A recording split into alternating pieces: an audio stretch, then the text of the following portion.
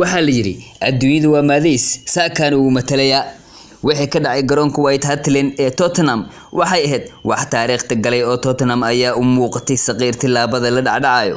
Arsenal guul taariikh ay kala soo hoyatay halkaasi balse in badan ayaa u rajeynaysay Arsenal guul daro sida taageerayaasha Man United iyo Man City oo maalin dhaweyd isku rifay Old Trafford Arsenalna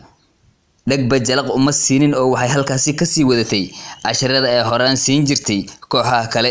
Tottenham Saka ay asakiin ku noqday oo waliba kubad uu ka soo galiyay dhinaca midig ee garoonka ku garaacay Loris kadibna shabaqa ayay isku shubtay Saka shar ayuuba u ahaa oo asaga iyo Partey ayaa qadka dhexe balaayo ku noqday Martin Odegaard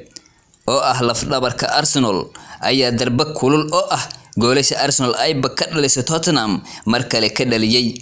Arsenal ayaa muujido difaac u shiday Tottenham walow goolhayaha Arsenal ee Aaron Ramsdale aan si fudud looga dhalin karin ciyaartii waxay ku soo dhamaatay 2-2 Arsenal hore ayay u sii safartay oo waxay sanka la sii raacaysaa carafta horyaalka Premier League oo fara kulul ku jiro